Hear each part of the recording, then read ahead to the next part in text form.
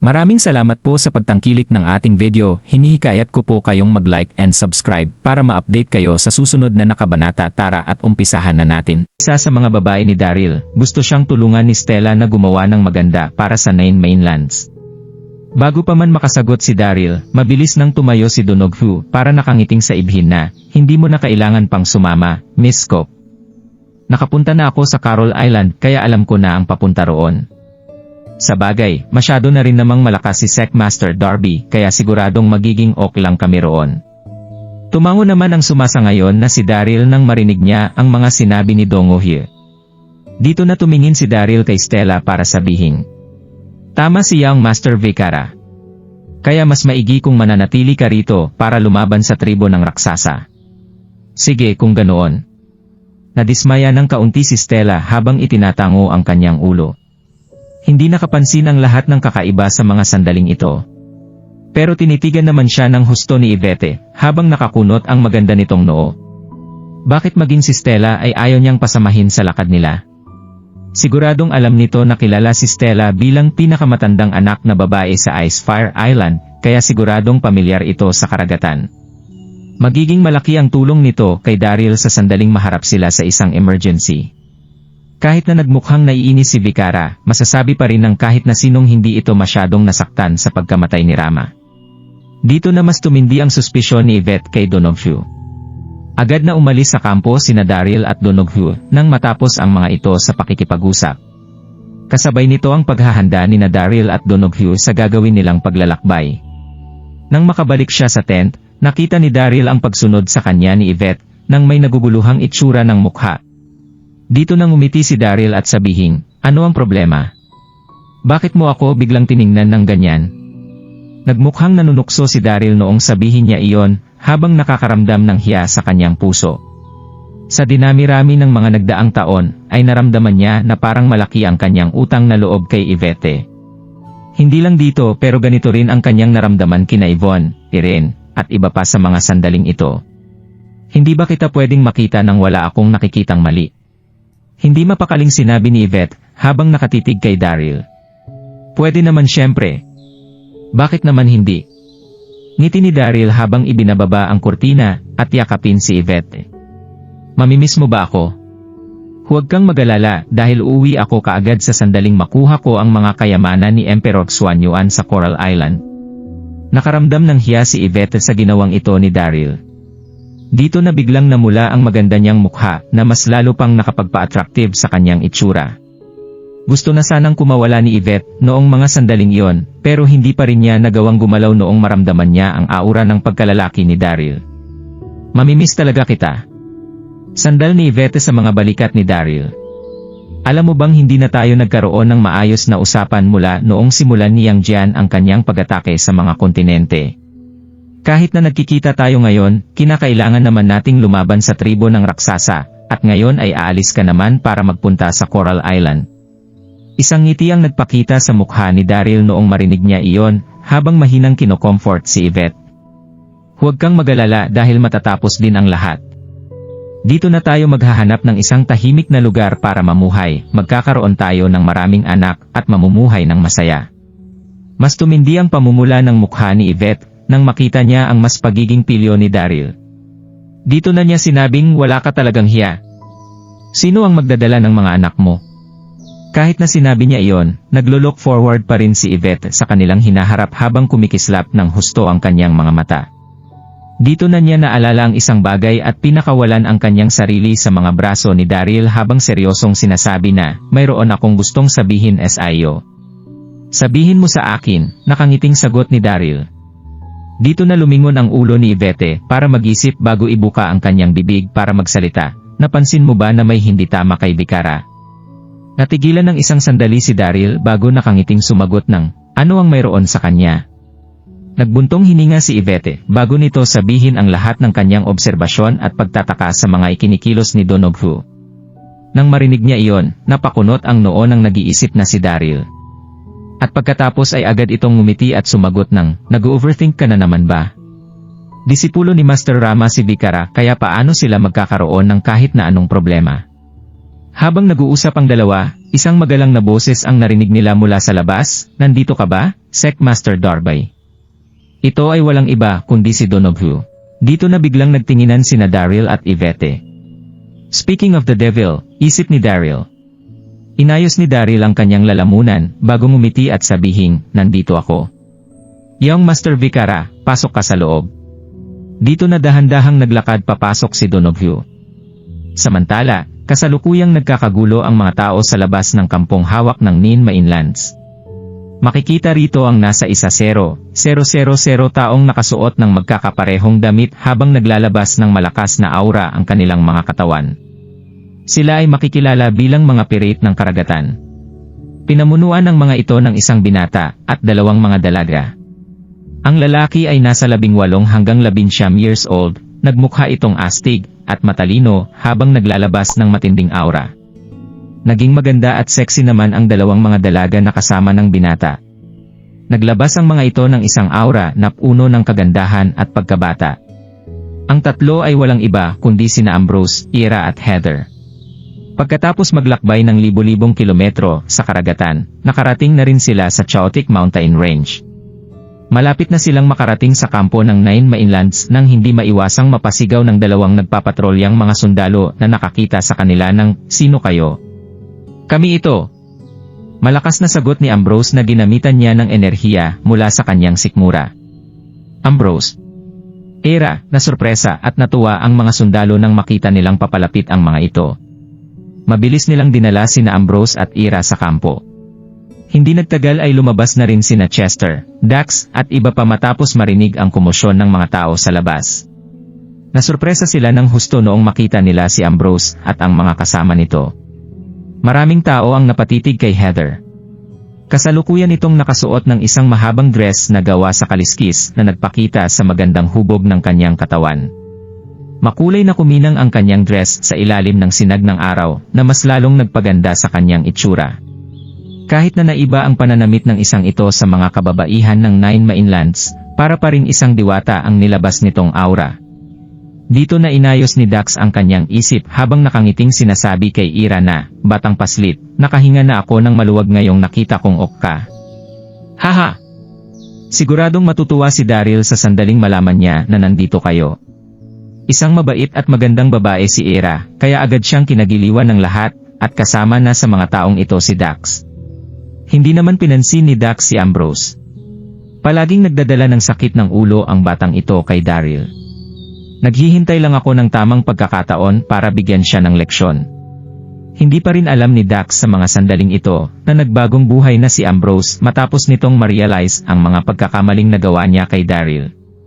Magalang na binati ni Ira ang lahat habang nag-aalalang tinatanong si Dax ng, "Tito Dax, nasaan si Papa?" "Nasa loob ng tent niya ngayon ang papa mo.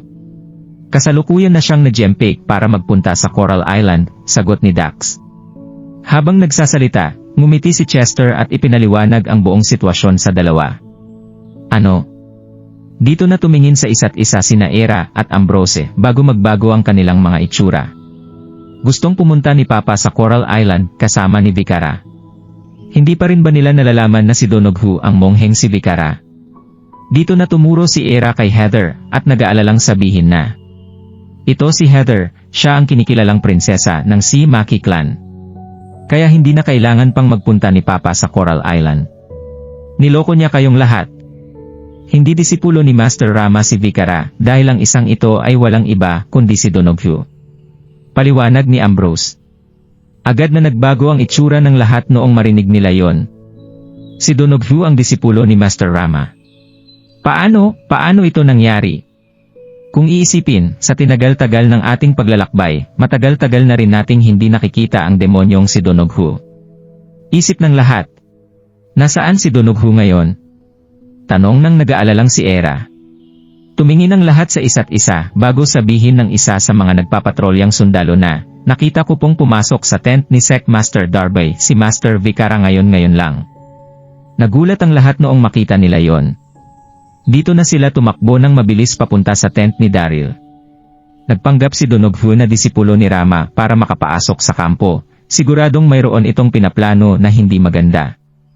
Samantala, kapapasok-pasok lang ni Donoghu sa tent ni Daryl at kaagad na nagulat noong makita niya si Yvette sa loob nito. "Mayroon ba kayong kailangan sa akin, young master, Vikara?" tanong ni Daryl. Kaagad na inayos ni Donoghu ang kanyang isip at ngumiti habang sinasbi na, "Wala naman, gusto ko lang makita kung tapos na kayo sa inyong paghahanda. At kung kailan tayo posibleng makaalis." Inobserbahan ni Donoghu ang itsura ni Yvette habang sinasabi ang mga bagay na yon. Samantala, inobserbahan din ni Yvette si Donoghu. Kahit na hindi gaanong naging concerned si Daryl, confident pa rin siya sa kanyang instinct kaya sigurado siya sa kanyang sarili na mayroong mali kay Vikara. Bahagyang tumawa si Daryl bago sumagot kay Donoghu nang, "Nag-iiwan lang ako ng ilang mga bilin sa kanila." Tumango si Donoghu nang marinig niya ito pero hindi pa rin siya kaagad na umalis sa tent ni Daryl. Si Yvette ang nakaraang prinsesa ng New World kaya natural lang na maging matalino at maparaan ito. At ngayon ay nagawa niya akong tingnan gamit ang nagsususpet sa niyang mga mata. Nakilala niya na kaya kung sino talaga ako. Isip ni Donoghu bago pumasok ang isang bagay sa kanyang isipan. Isang malaking responsibilidad ang iyong hinahawak Sect Master Darby kaya natural lang na maging marami ang iyong mga biling iiwan sa kanila. "Hintayin ko na lang po kayo sa pintuan ng kampo," sabi nito. Nagkunwari si Donoghu na nag-iisip tungkol sa isang bagay bago magpatuloy sa kanyang pagsasalita. "Sect Master Darby, maaari ko bang makita ang inyong Dragon Ball? Siguradong isa itong kakaibang bagay matapos mapabilang sa mga kayamanang iniwan ni Emperor Xuanyuan." Isang tusong tao si Donoghu. Kaya agad niyang napagdesisyonan na lokohin si Daryl at nakawin mula rito ang Dragon Ball noong ma-realize niya ang pagsususpetsa ni Yvette sa kanya. At base sa natural nitong instinct, hinding-hindi rin ibibigay ni Daryl kay Donoghu ang Dragon Ball, kaya nanatili lang itong tahimik sa harapan ni Donoghu. Mas nagsuspetsa si Yvette noong makita niya ang kakaibang mga ikinikilos ngayon ni Donoghu. "Aalis na kayo mamaya ni Daryl papuntang Coral Island, kaya marami ka pang pagkakataon," si Donoghu sa gitna ng kanilang paglalakbay na makita ang Dragon Ball. Kaya bakit niya gustong hiramin ngayon kay Daryl ang Dragon Ball? Isip nito. Napamura na lang si Donoghu sa kanyang sarili noong makita niya ang naging reaksyon ni Daryl at Yvette. Masyadong maingat ang dalawang mga hayop na ito. Dito na siya ngumiti at mahinang sinabi na, "Okay lang po kung ayaw niyo itong ipakita sa akin. Narinig ko po sa pinuno ng Maki Clan noon na sa Coral Island na nagiwan ng dalawang kayamanan si Emperor Xuanyuan. Ang isa sa mga ito ay makikita sa kamay ng Maki Clan, habang ang isa naman po ay matatagpuan sa Chaotic Mountain Range. Gusto ko lang po makita kung ito ba ang kayamanang inilarawan sa akin noon ng namuno sa Maki Clan." Nagsisinungaling lang si Donoghu sa mga sandaling ito. Hindi niya talaga nakausap ang head ng Maki Clan. Nagawa lang nitong makalapit noon sa Coral Island at hindi talaga pumasok sa loob nito. "Naiintindihan ko," tango ni Daryl, dito na siya nagtiwala habang kinukuha ang Dragon Ball. "Kung ganoon, heto, tingnan mo ang itsura ng aking Dragon Ball." Ibinigay niya ang Dragon Ball kay Donoghu. Kaagad na nasabik ng husto si Donoghu habang kinukuha ang Dragon Ball. "Hihintayin na lang po kita sa entrance ng kampo, Sect Master Darby. Ibabalik ko po ito sa inyo pagkatapos ko pong tingnan ng maigi ang mga detalye nyo." Nakangiti nitong sinabi. "Haha! Isa kang mangmang, Daryl. Ibinigay mo sa akin ang Dragon Ball ng ganoon-ganoon lang. Kasalukuyang nasa loob ng isang kuwebang may ilang kilometrong layo mula rito ang treasure box na iniingatan ng Maki Clan. Siguradong mapapasa akin na rin ang kayamanan ni Emperor Xuanyuan ngayong nasa akin na ang iyong Dragon Ball," ngisi ni Donoghu sa kanyang sarili. Nagplano si Donoghu na umalis sa kampo at magpunta sa isang kuweba sa kakahuyan para kunin ang kayamanan sa sandaling makapagpaalam siya kay Daryl.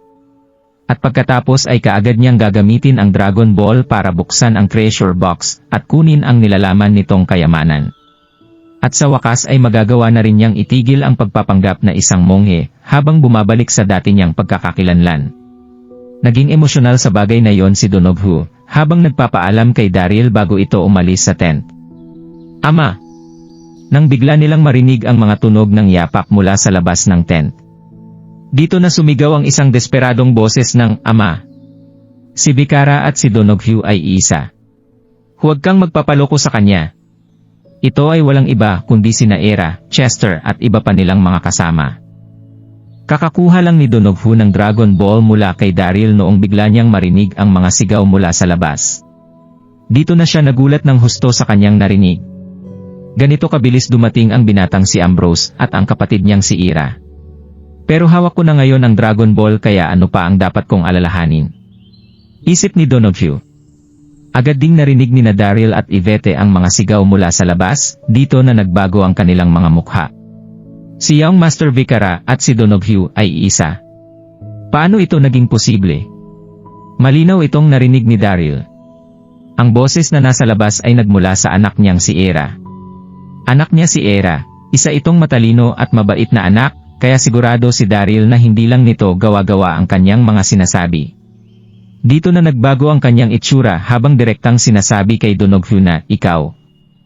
Nakita ni Donoghu ang pagsisimula ng pagdududa sa mukha ni Daryl kaya kaagad siyang umirap habang nagdedesisyong ipakita na sa mga ito ang tunay niyang pagkakakilanlan. Mapunta ka sana sa impyerno. Sigaw ni Donoghu habang lumalabas ang malakas na aura sa kanyang katawan bago suntukin si Daryl sa dibdib. Alam ni Donoghu na hindi niya na maitatago pa sa lahat ang tunay niyang pagkatao sa sandaling dumating sina Ambrose at Era sa kampo. At hindi na rin niya kailangan pang itago ito ngayong hawak na niya ang Dragon Ball ni Daryl. Hindi mahina si Daryl kaya mas maiging ako na ang mauna sa pag-atake bago pa niya ako tuluyang makontrol. Siguradong magkakagulo sa Nine Mainlands sa sandaling masugatan ko si Daryl. Ito na ang aking pagkakataon para makatakas. Isip ng confident na si Donoghu. Kahit na malakas si Daryl, naniniwala pa rin si Donoghu na hindi ito makakailag sa kanyang mga suntok. Nagalit ng husto si Daryl at hindi niya inasahan na tatambangan siya ng desperadong si Donoghu sa mga sandaling ito. Pero mahahalatang ito nga si Donoghu, hindi na nagduda pa rito si Daryl. Mag-ingat ka, Daryl! Sigaw ni Yvette habang nakikita niya ang pagsuntok ni Donoghu kay Daryl. Gusto niyang sumugod para tulungan ito pero huli na ang lahat para sa kanya. Sinubukan ni Daryl na ilagan ang suntok ni Donoghu, pero masyadong malapit si Donoghu sa kanya, kaya kumilos na lang siya ng mabilis pero hindi pa rin siya nagkaroon ng kahit na kaunting pagkakataon para makailag. Kaya sa sobrang desperasyon ay agad na ginamit ni Daryl ang kanyang internal energy para salagin ang paparating na pag-attack ni Donoghu. Bang! Pero kasalukuyan nang nasa pag-ataking iyon ni Donoghu ang buo niyang lakas, kaya agad na tumigil ang pagdaloy ng hangin sa paligid ng kampo. Masyado itong nakakatakot. Pagkatapos ng malakas na paghihip ng hangin ay direktang tumama ang suntok ni Donoghu sa katawan ni Daryl. Dito na kaagad na nabasag ang shield na ginawa ng internal energy ni Daryl. Sumigaw si Daryl habang napapatalsik palabas ng kanyang tent papunta sa isang bahagi ng lupa na gumawa ng isang malaking crater. Bumagsak siya sa layong 1.0 metro mula sa kanyang tent. Kaagad na sumuka ng sariwang dugo si Daryl nang bumagsak siya sa lupa. Nanghihina na siya ng husto habang tinititigan si Donoghu at mabagsik na sinasabing, ikaw nga talaga iyan, Donoghu. Tumingin sa mga ulap si Donoghu at malakas na tumawa. Hindi na niya itinago pa ang kanyang pagkakakilanlan habang lumulutang sa gitna ng ere. Nanalamig niyang tiningnan si Daryl at nanulokong sinabi na, hindi mo ito inasahan, no Daryl. Kuminang ang mga mata ni Donoghu sa sobrang galit at hinanakit na kanyang nararamdaman. Isa talaga akong disipulo ni Master Rama. At Vikara ang aking pangalan sa Budismo. Pero hindi ko kailanman kinilala ang aking sarili bilang isang Budista. Pero hindi pa rin ito napansin ng mga mangmang na katulad niyo. Haha! Gaano ka na ba kamangmang ngayon? Naging mabait na ko matapos kitang buhayin sa ginawa kong suntok. Pero hindi ka na nalalayo sa napipinto mong kamatayan. Natuwa ng husto si Donoghu nang sabihin niya ang mga salitang iyon habang tinitingnan ang hawak niyang Dragon Ball. Ilang saglit na lang ang kanyang hihintayin para makuha ang iniwang kayamanan ni Emperor Xuanyuan sa daigdig. Siguradong magiging madali na lang para sa kanya ang bumalik para patayin si Daryl sa sandaling makuha niya ito. Nahihirapang tumayo si Daryl nang marinig niya iyon, na mula ng husto ang kanyang mga mata habang tumititig kay Donoghu. Si Donoghu nga si Young Master Vikara. Paano ko itong hindi napansin? Isip ni Daryl. Napuno ng takot si Yvette habang tumatakbo papunta sa harapan ni Daryl. Tinulungan niya itong tumayo habang naiiyak na sinasabing, "Ok ka lang ba, Daryl? Ano ang nararamdaman mo?" Tumingin naman si Daryl kay Yvette habang sinusubukan itong i-comfort gamit ang kanyang paningin. At pagkatapos ay bigla siyang napatingin muli kay Donoghu nang maisip niya ang isang bagay. Paano talaga namatay si Master Rama? Sabi nito habang in-emphasize ng malinaw ang bawat salita na kanyang binabanggit. Bilang Commander-in-Chief ng 9 Mainlands, natural na maging alerto si Daryl. Ipinakilala na ni Donoghu sa puntong ito ang kanyang sarili, kaya madali na lang niyang maiisip na hindi naging ganoon kasimple ang pagkamatay ni Master Rama. Nanalamig namang tumawa si Donoghu, "Hindi mo na kailangan pang manghula, dahil okay nang sabihin ko kung paano ito nangyari sa'yo. Pinatay ng pag-ataking ginawa namin ng raksasa ang hayop na mongheng si Rama.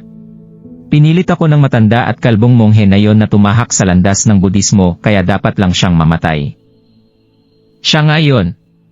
Nagalit dito ng husto si Daryl habang halos mahimatay na sa paglagablab ng galit sa kanyang dibdib sa mga sandaling ito.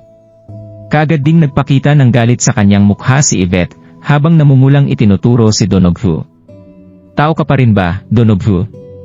Kinupkop ka ni Rama at ginawa niyang disipulo habang umaasa na magsisisi ka sa mga ginawa mong kasalanan. Pero nagawa mo pa ring magsinungaling sa iyong master at tumulong sa tribo ng raksasa na atakihin siya. Hindi ka pa rin ba natatakot sa karma?" Karma? Nagmukhang demonyo ang nakangising si Donoghu sa mga sandaling ito. "Hindi ako naniniwala sa karma." "Ikaw ba, Yvette? Bilang isang tinitingalang prinsesa ng New World, paano mo nagawang ibaba ang iyong sarili at maging isa sa mga babae ni Daryl? Siguradong hindi rin maganda ang kahahantungan mo." Dumating na sina Era, Chester, Dax at iba pa nilang mga kasama habang nag-uusap ang tatlo. Natigilan ang lahat nang makita nila ang nangyari. Kasalukuyang hawak ni Yvette ang namumutla at nanghihinang si Daryl. Habang tahimik na lumulutang sa gitna ng ere ang isang imaheng may hawak na isang palakol na may habang nasa 2 metro. Ito ay walang iba kundi si Donoghu. Makikitang hawak ng kabila nitong kamay ang isang makulay at nagliliwanag na bola. Naging kasing liwanag ng araw ang higanteng palakol na hinahawakan nito na kumalat sa paligid habang hawak ng kabila iyang kamay ang makulay at nakakasilaw na Dragon Ball. Nagalit ng husto ang lahat noong makita nila yon. Sino pa nga ba ang magagawang humawak sa Skewa Breaking Axe maliban kay Donoghu? Naging disipulo siya ni Rama para maitago ang tunay niyang pagkatao, pero walang kahit na sino ang nakapansin sa kanya. Napakasama! Nga pala, ano ang bola na hawak-hawak nito ngayon? Isip ng lahat. Maliban kina Chester at sa iba pang nakakita na ng Dragon Ball noon, nakaramdam naman ng matinding pagtataka sina Ambrose, Era at Heather sa kanilang nakita. "Tito Dax, ano po ang bagay na yan?" Hindi na naitago pa ni Era ang kanyang pagtataka habang tinatanong ang tungkol sa bagay na yon. Huminga ng malalim si Dax at mabilis na sumagot kay Era. "Aking pamangkin, ang bolang hawak ni Donoghu ngayon ay ang pangalawang bagay na iniwan ni Emperor Xuanyuan sa mundo. Naglalaman ito ng essence mula sa isang dragon, tinatawag naming itong Dragon Ball." Ang Dragon Ball. Nagulat at nagalit sina Ambrose at Era nang titigan nila si Donoghu. Hindi ito maganda. Nagawa ng nakawin ni Donoghu at Watson sa karagatan ang batong bowl ng kayamanan na iniingat-ingatan ng si Maki clan. At ngayon ay nagawa naman nitong makuha ang Dragon Ball na nagmula sa Chaotic Mountain Range. Sa madaling salita, ay nakuha na ni Donoghu ang lahat ng kayamanang iniwan ni Emperor Xuanyuan sa mundo. Nakaramdam ng kakaiba si Chester nang makita niya ang itsura ni Ambrose at Era. Hindi nito naiwasang mapatanong ng mga pamangkin, ano ba ang problema? "Hi!" Huminga ng malalim si Era habang tumititig kay Donoghu.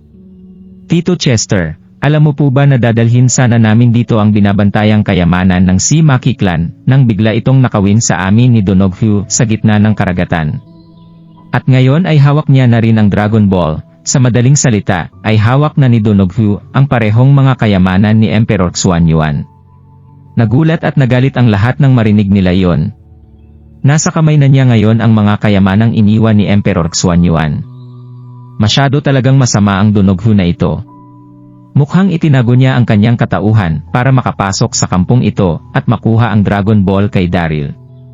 Mukhang nagtagumpay nga siya sa mga sandaling ito. At hindi lang iyon, dahil nakakuha na rin siya ng oportunidad para saktan si Daryl, nagagalit na inisip ng lahat. Hindi na nakontrol pa ni Dax ang kanyang sarili sa mga sandaling ito. Tumitig siya kay Donoghu na kasalukuyang lumulutang sa ere, at sumigaw ng, "Sugod! Patayin niyo ang hayop na yan!" Habang nagsasalita, sumabog ang internal energy sa katawan ni Dax.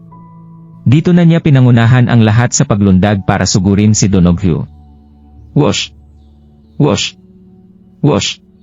Agad na ring lumundag sa air sina Chester, Quincy at Ambrose para sugurin si Donoghu. Itinuturing ang mga ito bilang mga nangungunang mandirigma sa Nain Mainlands, at ang bawat isa sa mga ito ay nakilala at gumulat sa mundo. Habang nagsasanib puwersa ang lahat, isang nakakatakot na aura ang mabilis na bumalot sa kalangitan. "Haha! Gusto mo akong patayin? Sige lang!" Nagmukhang wala sa sarili si Donoghu nang makita niya si Dax at ang mga kasama nitong umaatake sa kanya. Hinawakan niya ng maigi ang SKY Breaking Axe habang pumapatay na nagliliwanag ang kanyang mga mata. Noong una ay pinlano lang ni Donoghu na umalis. Pero bigla niyang naalala ang ginawa niyang kahihiyan noong magpanggap siyang si Vikara para makapasok sa kampo ng Nain Mainlands. Dito na biglang kumulo ang kanyang dugo, hindi na niya napigilan pa ang kanyang sarili. Wala na akong dapat pang alalahanin ngayong nasa mga kamay ko na ang Dragon Ball na hawak ni Daryl. Bakit hindi ko nalang guluhin ang kampong ito at abalahin silang lahat sa kaguluhan? Mas maigi kung mas marami akong mapapatay na tao sa mga sandaling ito. Isip ni Donoghu. Dito na siya malakas na sumigaw ng, "Dapat na kayong mamatay lahat." Pagkatapos niyang sumigaw ay agad niyang isinwing ang hawak niyang palakol. Roar! Isang malakas na sigaw ng dragon ang nagmula sa higante niyang palakol. At pagkatapos ay mabilis na lumabas as gitna ng kalangitan ang isang gintong liwanag na halos humati sa parehong langit at lupa, habang mabilis na pumupunta sa lahat. Kaagad na nagbago ang itsura ni Chester, at ng kanyang mga kasama noong maramdaman nila ang lakas ng gintong liwanag mula sa palakol ni Donoghu. Kaagad nilang ginamit ang kanilang mga internal energy para gumawa ng isang protective shield sa kanilang harapan. Bang! Bang! Bang! Tumama ang gintong liwanag sa protective shield at nanginig ang katawan ng karamihan sa kanila, habang kumakalat ang malakas na enerhiya sa paligid na naging dahilan ng pagbagsak nila sa gitna ng ere. Ah! Sigaw ng mga sundalo. Hindi naging malakas ang ginawang pagdepensa ng karamihan sa mga sundalo ng Nain Mainlands. Kaagad na gumawa ang mga ito ng nasasaktang mga sigaw bago tumalsik ang karamihan sa kanila at bumagsak sa sarili nilang mga dugo. Kaagad na nagbago ang itsura ng lahat sa kanilang nakita habang kumukulo ang kanilang mga dugo sa galit. Hayop ka talaga, Donoghu. Mas tumindi pa ang kanyang lakas mula noong huli natin siyang nakita. Wala nang kahit na sino ang makakatalo sa kanya kahit na gaano pa tayo karami rito. Siguradong magiging isang malaking delubyo ang ganitong klase ng tao sa sandaling manatili ito sa Nain Mainlands. Hindi natin siya dapat paalisin dito ng ganoon kadali. At higit sa lahat ay nagawa nitong makuha ang bool na iniingatan ng si Maki Clan at ang Dragon Ball ni Daryl matapos niya itong lokohin. Mabilis na namula ang mga mata ni Daryl sa sobrang galit habang sumisigaw ng, "Mag-iingat kayong lahat. Huwag niyo siya hahayaang makatakas." Dito na tumingin si Daryl kay Yvette gamit ang mga nagsisisi niyang mata. Tama nga ang hinala ni Yvette. Mayroong mali kay Vikara dahil siya talaga si Donoghu. Mas naging maingat sana ako kung nalaman ko ito agad kanina, at hindi ko sana ibinigay dito ang hawak kong Dragon Ball ng ganoon-ganoon na lang. Bang! Bang! Bang! Nang marinig nila ang mga sigaw ni Daryl, mabilis na sinindihan ni Chester at ng kanyang mga kasama ang kanilang mga enerhiya bago tumalon papunta sa gitna ng ere para labanan si Donoghu. 1-0 minuto na ang nakalilipas pero hindi pa rin nila ito magawang patumbahin. Mas tumindi na ang lakas ni Donoghu pagkatapos nitong mag-cultivate ng kalahating buwan.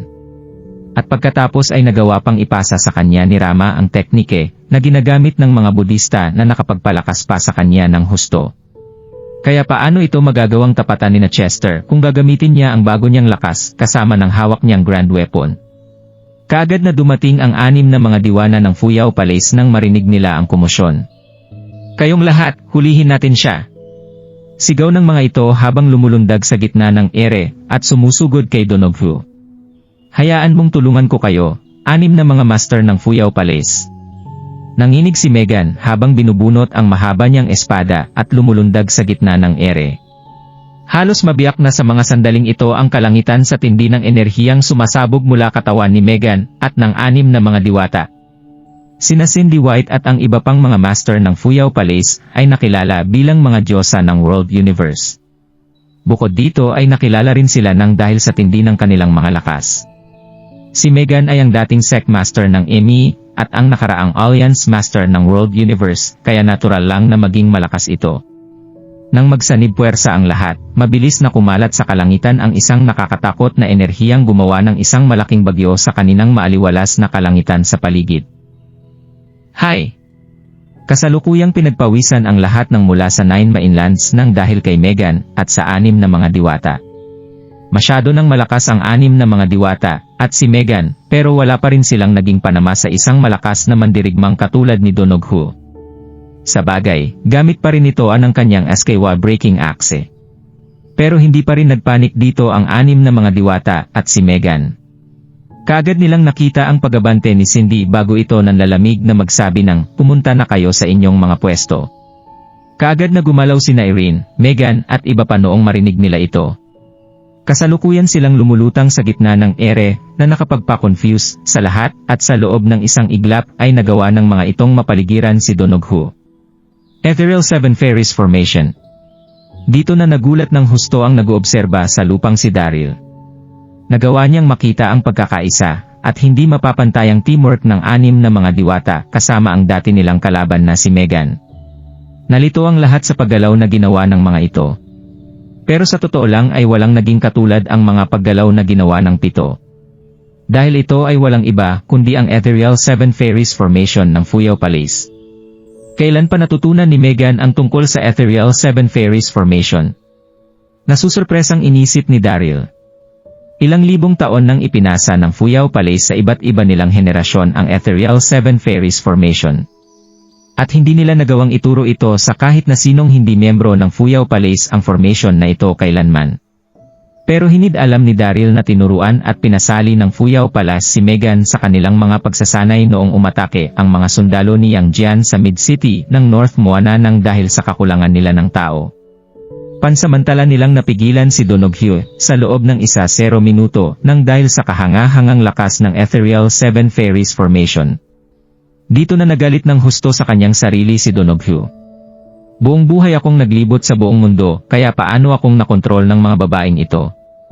Bang!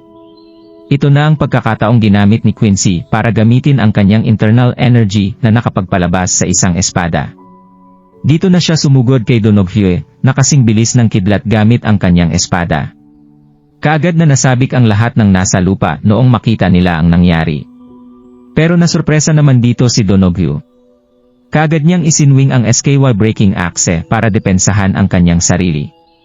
Kasabay nito ang pagsasanib puwersa ni Chester at Dax para gumawa ng isang malaking bola ng apoy. Kaagad na napataas ng bola ng apoy ang temperatura sa kanilang paligid.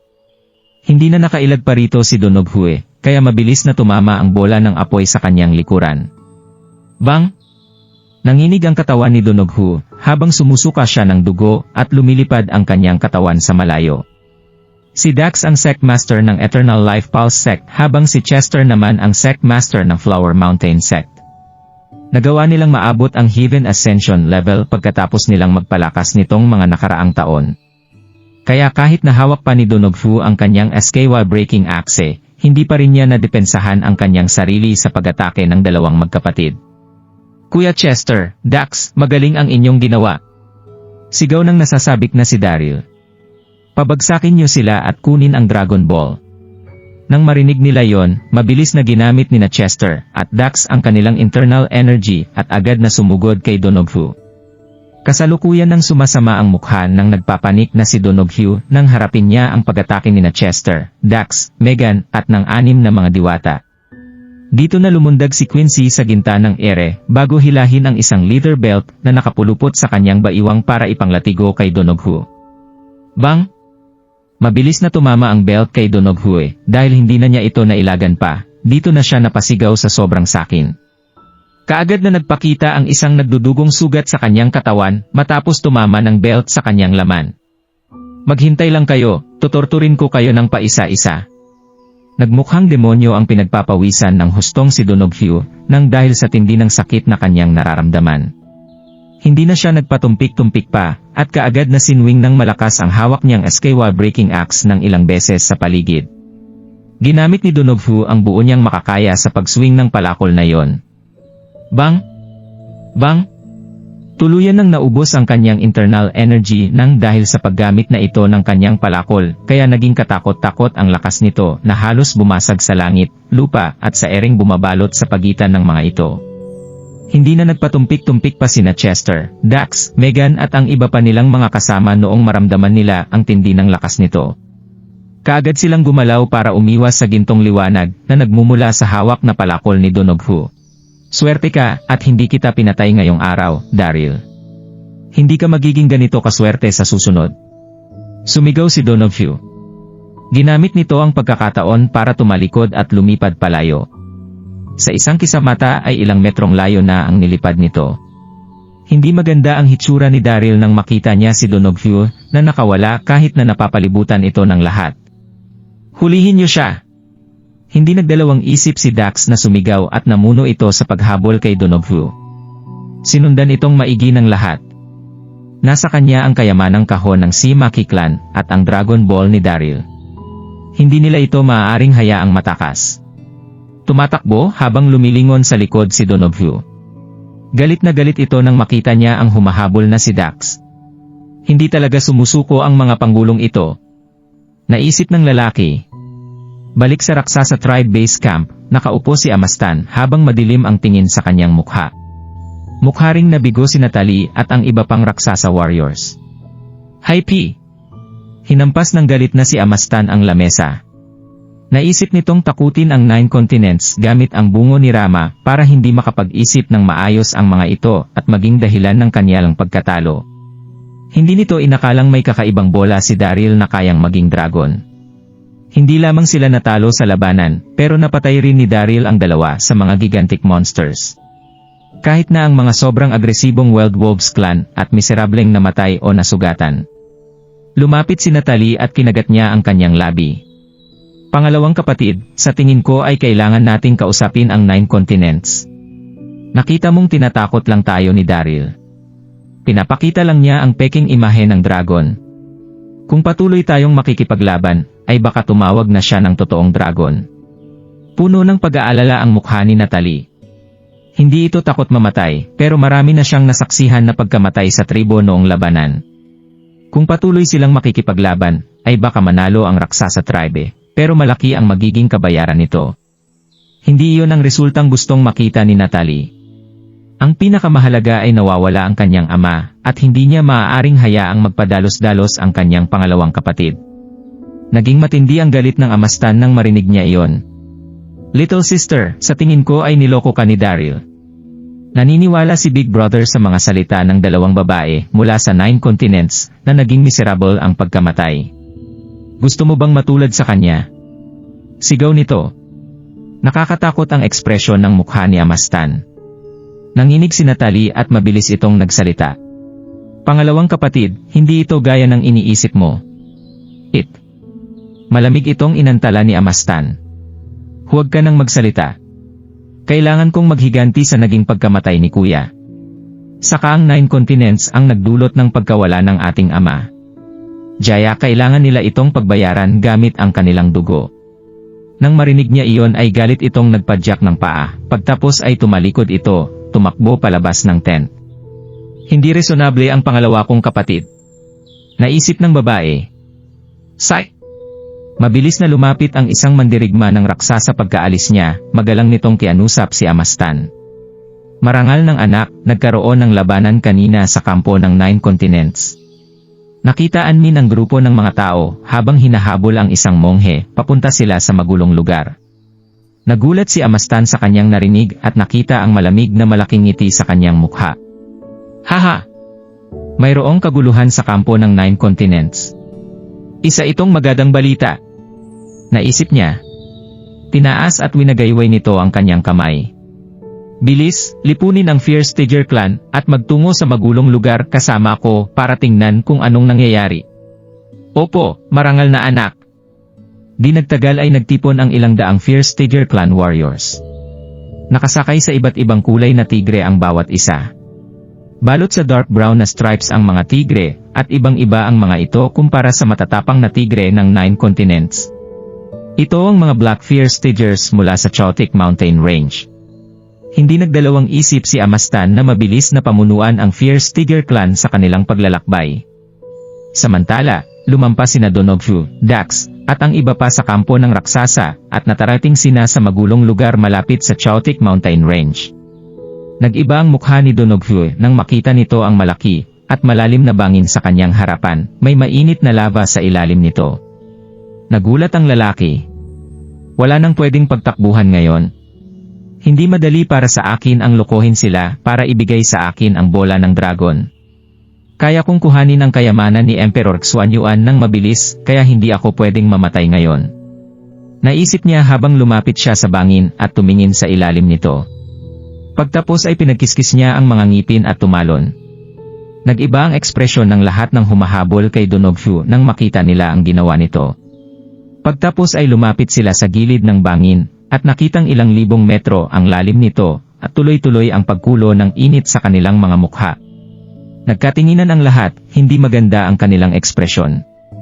Tumalon ang lalaking iyon. Tatalon din ako para makita. Tatalon na sana si Dax. Hindi. Mabilis na pinigilan ni Chester si Dax nang kumunot ang noo nito. Kumukulo ang lava sa baba. Lubha itong mapanganib at masyadong mapanlinlang si Donoghu. Huwag kang magpadalos-dalos. Nang sandaling iyon ay lumapit si Quincy at tiningnan ang sitwasyon. Tumaas ang magaganda nitong kilay at nagsalita. Tama si Sect Master Wilson. Masyadong mapanganib. Maaaring hindi mabuhay si Donoghu sa kanyang pagtalon. Masyadong mabait ang hayaan siyang mamatay ng ganoon lang. Nakakbigong nasa kanya pa ang Dragon Ball ni Daryl. Ano nang dapat nating gawin? Nang sandaling iyon ay nagalit ang lahat, pero wala rin silang magagawa. Naku po, nandito ang raksasa tribe. May biglang sumigaw. Mabilis na lumingon ang lahat at nakita nila ang mga mandirigma ng raksasa habang mabilis na tumatakbo ang mga ito palapit. Maingat na tao si Chester, kaya kaagad itong nagdesisyon at sinabing, tara na. Babalik na tayo para pag-usapan ito, kasama si Daryl at paplanuhin ang mga susunod nating gagawin. Mabilis na nagtungo si Chester sa direksyon ng kampo ng 9 continents. Kahit na ayaw pang umalis ni na Quincy, Dax, at ng iba pa, ay kaagad pa rin nilang sinundan ang lalaki. Alam nilang lahat na lugi sila kung magkakaroon ng digmaan laban sa raksasa tribe sa kampo ng raksasa. Magiging mahirap para sa hukbo ng 9 continents kung makikipaglaban sila. Mapupunta sa peligro ang buhay ng lahat. Kaya naman, ang pinakamagandang gawin ay ang bumalik sa basic camp at hindi magbigay ng kahit na anong tsansa sa raksasa tribe. Samantala, nahuhulong naman ang nasa ilalim ng bangin na si Donoghu. Woo! Naririnig nito ang maghuni ng hangin habang mahigpit niyang hinawakan ang SKY Breaking Axe. Mukhang halos nasa pinakailalim ng siya ng bangin. Naramdaman nito ang napakainit na lava sa kanyang ibaba. Pinagkiskis ni Daryl ang kanyang mga ngipin nang ikuway nito ang SKY Breaking Axe, at tinaga ito sa gilid ng bangin habang umaasa sa enerhiya para mapabagal ang kanyang pagbagsak. Bang! Bang! Sa wakas ay lumapag si Donoghu sa matarik na plataporma. Kahit na mental niyang hinanda ang kanyang sarili, ay mapaatras pa rin ito mula sa lakas ng kanyang pagbagsak. Humampas sa gilid ng talampas ang kanyang likod, at sa wakas ay huminto rin siya sa pagbagsak.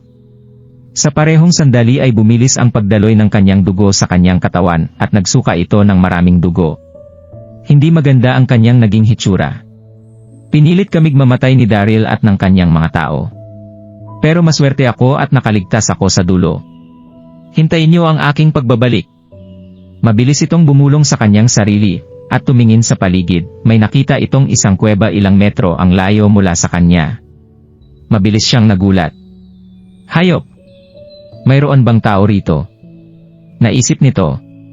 May nakitang isang malaking anyo si Donoghu sa entrada ng kuweba. Lumpo ang pareho nitong binti, at sirang-sira ang black armor nito. Balot sa patong-patong na alikabok ang matapang at seryoso nitong mukha. Kitang-kita na matagal na itong patay. Pero nagniningning pa rin sa galit ang mga mata nito, habang nakatitig sa direksyon sa itaas ng kanyang ulo. Iyon ang Raksasa King. Nang napagtanto nito na hindi humihinga ang Raksasa King ay tinapangan ni Donoghu ang kanyang sarili at lumapit para tingnan ang sitwasyon. Tagalang grupo ng mababangis na tao ang Raksasa Tribe. Wala nang iba pa ang nasa kanyang katawan bukod sa balat ng hayop. Nang sandaling iyon ay hindi pa rin alam ni Donoghu na ang taong nasa kanyang harapan ay ang Raksasa King. Nagamit ni Donoghu ang karamihan sa kanyang internal na enerhiya sa naging pakikipaglaban niya kanina. Nagtamo rin ito ng mga sugat. Patuloy siyang naghanap ng lugar para mag-cultivate at magpagaling. Ang pinakamahalaga ay ilang metro lang ang layo ng entrada ng kuweba mula sa lava na nasa ilalim nito, napakainit doon. Hindi kakayanin ni Donoghu ang init kahit na hindi siya sugatan. Sigh! Habang lumalalim ang paglalakad nito ay bumaba ang lava. Pero matindi pa rin ang naramdaman niyang kaba. Mayroong patay na tao mula sa entrada ng Raksasa Tribe. Hindi siya sigurado kung may nag-aambang mga panganib sa loob. Hindi siya sigurado kung gaano katagal na siyang naglalakad bago tuluyang makarating sa isang malaking espasyo. Nagulat si Donoghu pero hindi nito mapigilang huminga ng malamig na hangin. May nakita itong molten cave. Hindi ito masyadong malaki at kasing laki nito ang basketball court. Lubhang mas malamig ang lugar kumpara sa napakainit na lugar sa labas. Nakita niyang mayroong mga mansa ng dugo sa batong dingding ng kuweba at umabot ito hanggang sa loob. Sa wakas ay may nakita itong isang taong nakaupo habang hindi gumagalaw sa madilim na sulok. Dahil sa madilim na ilaw ay hindi niya makita kung buhay pa ba ang tao. Pero malinaw niyang nakita na ang armor na suot nito ay ibang-iba sa nakita niyang Raksasa Tribe kanina lang. Malinaw na mula sa 9 continents ang taong iyon. Sa hitsura nito ay paniguradong isang mandirigma muna sa 9 continents ang taong iyon at naging sugatan dahil sa pakikipaglaban sa Raksasa Tribe. Kahit na hindi makita ni Donoghu ang mukha ng taong iyon ay naramdaman naman niya ang malakas na aura nito. Biglang bumilis ang pagtibok ng kanyang puso, labis siyang kinabahan. Tapos makaramdam ng ilang segundo ay hindi makontrol ni Donoghu ang kanyang pagtataka. Matapang itong lumapit ng dahan-dahan.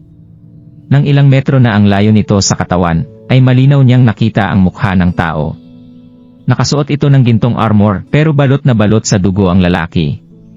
Napakahaba ng buhok nito at umabot na hanggang balikat, may hawak itong espesyal na sandata.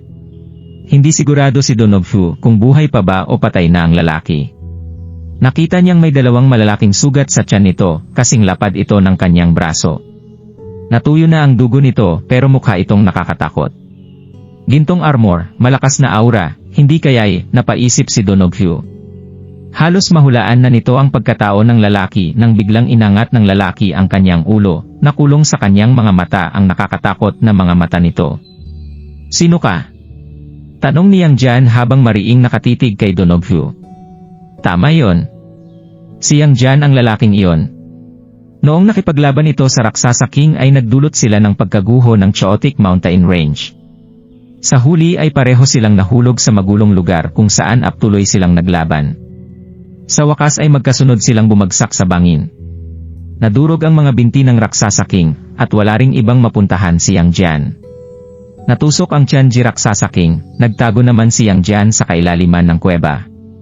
Nagkukultivate ito habang nakapikit kanina, nang bigla itong may narinig na kaluskos at kaagad na nakulong ang kanyang mga tingin kay Donoghu. Hindi pa siya patay. Nasorpresa si Donoghu nang nakita niyang magsalita ang lalaki. Kinilabutan ng buo niyang katawan at hindi niya namalayang napaatras siya. Ako si Donoghu, sino ka? Donoghu? Napakunot ng noo si Yang Jian nang may bigla itong naalala at ngumiti. Oh, ang dating emperor ng Westrington. Ako si Grandmaster Erlang, narinig mo na ba ang tungkol sa akin? Siya si Yang Jian. Gulat na gulat si Donoghu, habang blanko itong nakatingin kay Yang Jian, walang itong masabi. Nang napagtanto, sa nakalipas na 2 taon ay si Yang Jian ang naging emperor ng North Mona. Nilibot nito ang buong mundo at naging sikat. Wala sa 9 continents ang hindi nakakakilala sa kanya. Bukod doon, ilang libong taon nang sikat si Yang Jian, at nakakagulat ang kapangyarihan nito. Ngayong nakilala na siya si Donoghu, ay totoo nga ang pagkakalarawan sa kanya ng lahat. Sa wakas ay huminga ng malalim si Donoghu, at naibalik nito ang kanyang pag-iisip at magalang na nagtanong. Paano po kayo nakulong dito, kamahalan? Nasa Ruin Sea si Donoghu magmula noong digmaan sa pagitan ng 9 continents at ng Raksasa tribe. Kaya naman wala itong alam tungkol sa labanan ni Yang Jian at Raksasa King. Nakipaglaban ako sa Raksasa King, at pareho kaming naging sugatan. Kalmadong sabi ni Yang Jian. Kalmado ang tono nito pero nag-alab ito sa galit. Ako si Grandmaster Erlang, sikat ako sa buong mundo.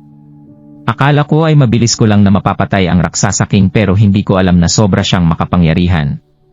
Naisip nito. Tumango si Donoghu nang marinig niya ang sinabi nito. Gulat na gulat ang puso niya. Kaya naman ang taong namatay sa kuweba ay ang Raksasa King. Naisip ni Donoghu. Nasalubong mo ba ang Raksasa King habang papunta ka rito? Tanong ni Yang Jian habang nanliit ang naiyang mga mata kay Donoghu. Nagsabi ng totoo si Donoghu at hindi ito nagsinungaling. Patay na siya. Nagulat si Yang Jian sa sinabi niya. Tumingala ito at tumawa. Raksasa King o Raksasa King? Kahit na ikaw ang nag-iisang magaling na pinuno mula sa Raksasa tribe na nakalipas na daan-daang libong taon ay namatay ka pa rin sa aking mga kamay. Hindi alam ni Yang Jian na kapareho niya ang sitwasyon ng Raksasa King. Kahit na labis itong sugatan ay hindi iyon nakakamatay. Dapat ay iniligtas siya ni Amastan, pero napagdesisyonan ni Amastan na isuko ito dahil sa paghihirap ng kanilang lakas. Umikot ang mga mata ni Donoghu nang marinig niya ang pagtawa ni Yang Jian. Narinig kong nasa tuktok ng mundo ang paraan ng pag-cultivate ni Yang Jian. Paano kaya kung gamitin ko ang oportunidad na ito para isahan siya at ipasa niya iyon sa akin? Napaisip si Donoghu. Katunayan ay nagkaroon ng panibagong pang-intindi si Donoghu matapos nitong makultivate ang Buddhist technique. Pero nakakatakot ang enerhiyang mula sa Skewa Breaking Axe. Kailangan niyang maging mas malakas kung gusto niya iyong makontrol. Anong ginagawa mo rito, Donoghu? Nakangiting tanong ni Yang Jian. Siyempre ay narinig ani Yang Jian ang tungkol sa mabangis na si Donoghu. Kaya naman kailangan niyang ituon ang kanyang atensyon sa lalaki. Kailangan niyang maging mas maingat kung atake ito sa 9 continents. Sa kabilang banda, ibang usapan na kung nandoon siya para depensahan ang Raksasa tribe. Kahit na may malakas na kagustuhan si Yang Jian para sa kapangyarihan, kahit kailan ay hindi ito nagdalawang isip sa pagprotekta sa 9 continents. Mas malaking tao ito kaysa kay Donoghu. Natahimik si Donoghu habang hinarap niya ang mga tanong ni Yang Jian. Inatake ako ng Raksasa tribe at nahulog ako rito. Hindi ko inasahang makakasalubong ko rito ang kamahalan. Mabagal nitong sagot. Hindi isang bibo si Donoghu, kagad nitong nalaman ang ginagawa ni Yang Jian. Tahimik na tumango si Yang Jian. Matindi ang mga sugat sa aking tiyan. Gagawin kitang general kapag nailigtas mo ako, at kapag sumama ka sa pakikipaglaban sa Raksasa tribe. Mukhang desperado si Yang Jian ng sandaling iyon. Nasaksak ang tiyan nito, at tuluyang naubos ang kanyang internal na enerhiya. Nakasandal lamang ito sa sarili niyang determinasyon at lakas para manatili. Haha! Sa huli ay gusto mong iligtas kita. Natawa sa sarili si Donoghu. Kamahalan, sa nakikita niyo ay sugatan din ako. Magiging mahirap para sa akin kung iakyat kita ng mabilis. Isa pa, gusto mong iligtas kita kahit na ngayon pa lang tayo nagkakilala. Anong karangalan ang makukuha ko mula roon? Seryoso nitong sabi. Natatawa at nasabik ito sa kanyang loob. Haha! Nag-iisip ako ng paraan kung paano maipapasa sa akin ni Yang Jian ang kanyang teknike. Sinong mag-aakalang manghihingi sa akin ng tulong si Yang Jian? Marami akong magagawa rito. Naisip ni Donoghu. Nang marinig niya iyon ay nag-iba ang mukha ni Yang Jian, galit itong tumitig kay Donoghu. Gusto mo ng kapalit? Ako si Grandmaster Erlang, ang Emperor ng North Mona. Ginagalang ako ng lahat. Pero gustong samantalahain ng Donoghu na ito ang mga taong may problema, at nanghihingi pa ito ng kapalit. Pinangako ko nang gagawin ko siyang general ko, pero hindi pa rin yon sapat para sa kanya. Naisip nito. Puno ng galit ang mukha ni Donoghu habang nagsasalita. Totoong sinusuportahan ko ang 9 continents at akong makukuha ko kapalit. Kaya naman napagpasyahan kong magbago para maging mas malakas. Hindi maganda ang mukha ni Yang Jian nang marinig niya iton. Si Daryl na naman. Handa akong makipag-ayos sa kanya para sa kapakanan ng 9 continents. Pero dahil sa personal na paghihiganti ay sinaktan niya si Donoghu na naroon para tumulong. Nakakamuhi. Wala pa ring ideya si Yang Jian na niloloko lang siya ni Donoghu. Sa wakas ay nag-isip ng maayos si Yang Jian at saka tumango. Sige. Dahil nandito ka para sa 9 continents at hinabol ka ng raksasa tribe hanggang sa makapunta ka rito, hayaan mong mangako ako sayo. Mayroon akong cultivation technique na tinatawag na Ultimate Saint Heaven Earth Technique. Dahil sa teknike na ito, kaya ko nasakop ang mundo at naging dahilan ng pagiging sikat ko sa nakalipas na mga taon. Kaya naman kung ililigtas mo ako, ay ipapasa ko ito sayo. Bumilis ang tibok ng puso ni Donoghu, nagningning ang mga mata at naging sabik ang puso nito. Ang banggitin ng ang Ultimate Saint Heaven Earth Technique ay nakakamanghana. Kung ikukultivate ko iyon ay hindi na ako matatakot pa kina Zhurong at Divine Farmer. Hindi na rin ako maabala pa kay Daryl. Naisip nito habang tumatawa. Tumingin ito kay Yang Jian at nagsalita. Nagsasabi ka ba ng totoo, kamahalan? Siyempre. Isa akong supreme, palagi kong tinutupad ang aking mga salita. Makabuluhang pahayag ni Yang Jian. Pinag-isipan yon ni Donoghu, tumango ito at nagsalita. Kung ganoon ay pinagkakatiwalaan kita. Pero matindi akong sugatan sa ngayon. Kailangan kong mag-meditate para makapag-cultivate at magpagaling. Paano kung ibahagi mo sa akin ang teknike habang nagkukultivate ako? Kapag bumalik na ang lakas ko at natapos mo na itong ibahagi, ay tutulungan kitang makaalis sa lugar na ito. Parehong hindi masasayang ang oras natin. Ano sa tingin mo? Mukhang sinusubukan niyang pahangain si Yang Jian, pero katunayan ay malamig ang kanyang puso. Sandaling nag-isip si Yang Jian at saka tumango. Sige, mayroon na tayong usapan. Nasaksak ang tiyan ni Yang Jian. Matindi ang pangangailangan nito sa ilang spirit pills at mga kayamanan mula sa buong daigdig para gumaling, kaya gusto na nitong bumalik sa lalong madaling panahon. Kapag mas maaga siyang makakabalik ay mas mataas ang tsansang bumalik ang kanyang kapangyarihan. Ngumiti si Donoghu. Umupo ito at nagsimulang mag-meditate para magpagaling. Tinupad naman ni Yang Jian ang kanyang mga salita. Nagsimula itong ibahagi ang kanyang Ultimate Saint Heaven Earth Technique nang walang nakakaligtaang salita. Kahit na isang kakaibang magdirigma ng 9 continents si Donoghu, ay nagmula pa rin siya sa mga mas batang henerasyon. Hindi magtatangka si Donoghu para isahan si Yang Jian. Psych! Sa sandaling iyon ay minememorize ni Donoghu ang technique habang nag-meditate. Pagkaraan ng 2 oras ay huminga ito ng malalim at dahan-dahan tumayo. Namumula at nagkaroon ng enerhiya ang kaninang nanghihina nitong mukha. Naging labis na emosyonal si Yang Jian nang kausapin nito si Donoghu. Ibinahagi ko na sa iyo ang teknike. Bumalik na rin ang lakas mo. Bilis at ilabas mo na ako rito at bibigyan pa kita ng maraming parangal sa susunod. Huwag kayong mag-alala, kamahalan. Dahan-dahang lumapit si Donoghu at ngumiti. Hayaan niyong tingnan ko muna ang inyong sugat bago ko kayo ilabas dito. Lumapit si Donoghu nang magsalita ito. Tumango si Yang Jian, nagningning sa saya ang kanyang mga mata. Sa wakas ay makakalabas na ako sa lugar na ito. Tumayo si Donoghu sa harap ni Yang Jian, nakita ang masamang tingin sa mukha nito. Haha, gusto mo pa ring bumalik para maging emperor? Mapunta ka sa impyerno. Sumigaw ito nang suntukin niya sa dibdib si Yang Jian. Bang! Kung nagustuhan mo ang mga ganitong video, huwag mong kalimutan mag-like and subscribe. Panoorin mo na rin ang mga naunang kabanata para lalong maubos ang oras mo.